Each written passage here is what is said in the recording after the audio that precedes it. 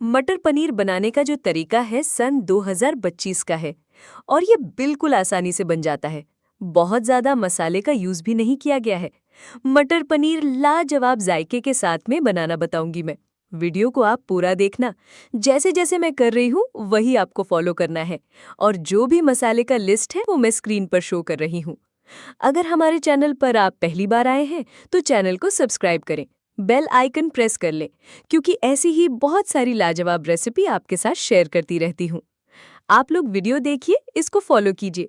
तब तक मैं आपको एक चुटकुला सुनाती हूँ ताकि आप बोर ना हो। एक दिन बहू सोफे पर बैठी मोबाइल चला रही थी। सास रसोई से बोली, बहू जरा पानी तो पिला दे। बहू बोली, माँ जी, अभी तो मैं ऑनलाइन हूँ, गेम हार जाऊंगी। सास ने हंसकर कहा, अरे बहू, जब तू शादी करने गई थी ना तब भी हम बोले थे कि ये गेम वाला शौक मत डाल, वरना एक दिन सास बहू का असली गेम शुरू हो जाएगा।